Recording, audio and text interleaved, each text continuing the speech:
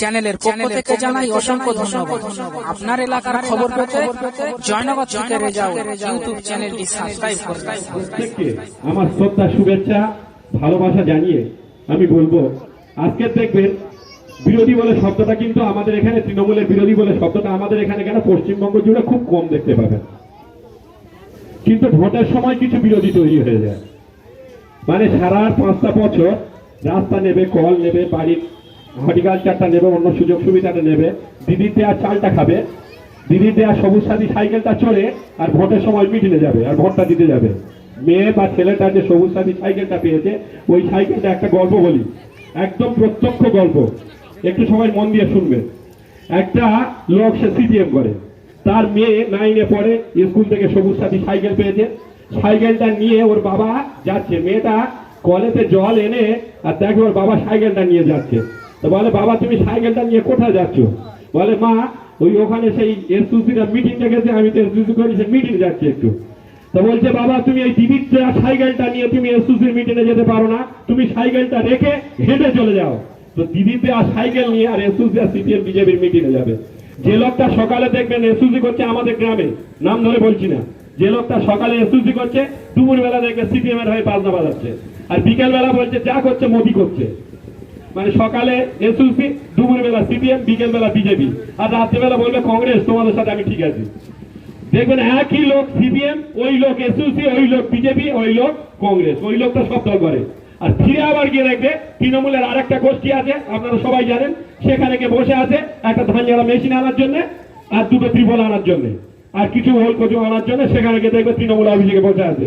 সেখানে গিয়ে বলছে, ফেসবুকে দেখবেন ছবি, হোয়াটসঅ্যাপে দেখবেন ছবি, সেখানে গিয়ে বলছে, গৌতা আমরা তো তৃণমূল, ওরা আসলে আমাদের নেয় না।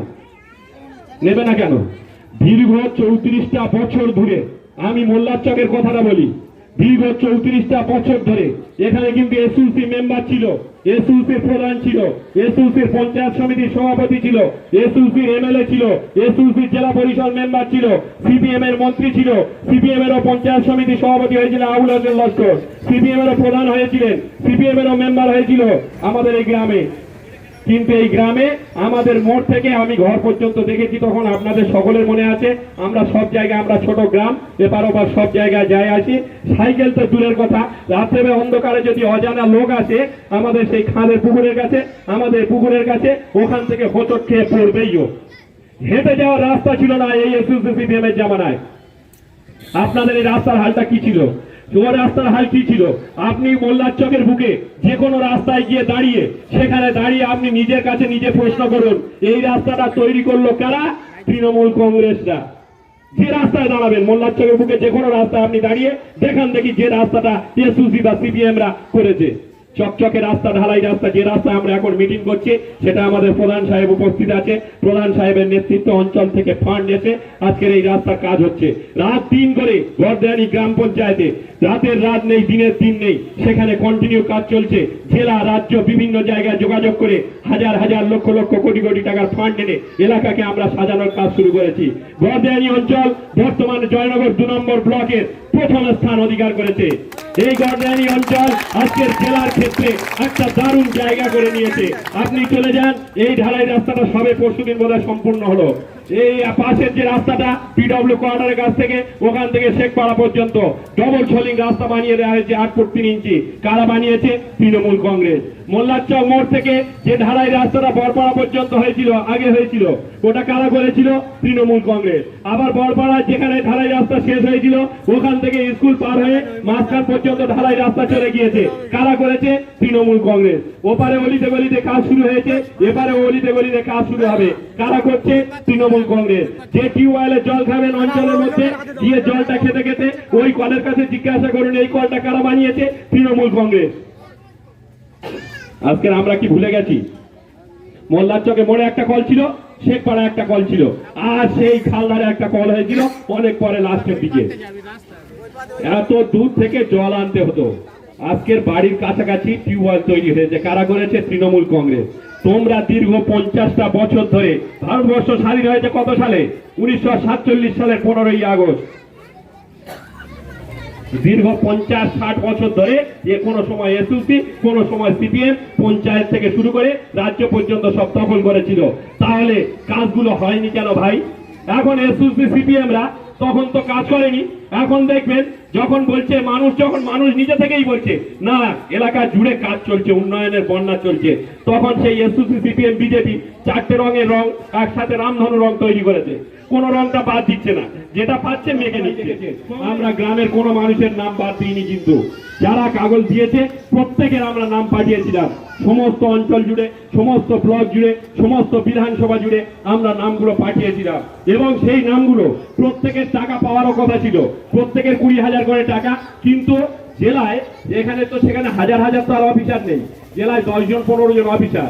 এই জেলার মধ্যে আছে সাগর, কাকদ্বীপ, নামখানা, পাথর, এদিকে আপনার মথুরাপুর, কুলপি, ওদিকে কুলতলি, জয়নগর, ক্যানিং, গোসবা, বাসন্তী, ফলতা, ডায়মন্ড হারবার, ওদিকে বুস্তি, মোগরাহাট থেকে শুরু করে এই জেলায় 29টা ব্লক। তাহলে 29টা ব্লকে তো 15 জন অফিসার কাজ করলে প্রতিদিন একদিনে সবগুলো করা সম্ভব হয়নি। তাই ওরা যত সিপিএম এসইউসি বিজেপিরা মিটিং করে দেখলো যে এই টাকাগুলো যদি মানুষ পেয়ে যায় তাহলে আগামী দিনে তৃণমূল ছাড়া আর অন্য কোনো দল থাকবে না। তাই ওরা দেখলো যে এই টাকাগুলো আটকাতে হবে। এই টাকাগুলো আটকাতে যদি না পারা যায়, টাকাগুলো আটকালে লোক খেপে উঠবে যে এরা নাম নিল, টাকাগুলো পেলাম না, টাকাগুলো জেনতান ভাবে আটকাতে হবে। আর যদি আটকানো না যায়, আপনি বলুন এই যে 20,000 করে টাকা যদি প্রত্যেকে পেয়ে যায়, তৃণমূল ছাড়া অন্য কোনো শব্দ থাকতো? সেই জন্য ওরা চক্রান্ত করে ওরা অফিস কাছারিতে ধর্ণা দিল, মিটিং দিয়ে বললো এইভাবে টাকা দেওয়া যাবে না। কিভাবে টাকা দিতে হবে?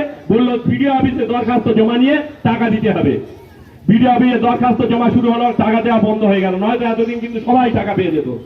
এই যে টাকাটা আপনারা পাননি, সেটা এসইউসি সিপিএম বিজেপির চক্রান্তের জন্য কিন্তু এই টাকাটা বন্ধ করা হয়েছে। তারা আন্দোলন করে মিছিল করে বন্ধ করে দিল। ভিডিও অফিসে যখন দরখাস্ত জমা হলো, আমরা কি দেখলাম? হাজার হাজার লক্ষ লক্ষ দরখাস্ত জমা পড়লো, সেগুলো শর্টিং এর কাজ চলছে, কিভাবে হবে এখনো তার হদিশ নেই। তো তারপরে আমরা জেলাকে জানালাম যে আমরা যে লিস্টগুলো দিয়েছিলাম সেগুলোর টাকা দিতে হবে। সেখান থেকে আবার টাকা দেওয়ার কাজ শুরু হয়েছে। তাদের সেই সিপিএম এসইউসির সেই আন্দোলনকে উপেক্ষা করে আমরা জেলায় চাপ তৈরি করি, সেখান থেকে টাকা দেওয়ার কাজ আবার শুরু হয়েছে। প্রত্যেকটা মানুষ যারা আমাদের কাছে জমা দিয়েছিলেন প্রত্যেকে টাকা পাবে। এটা একদম অবধারিত, একটু হয়তো সময় লাগবে।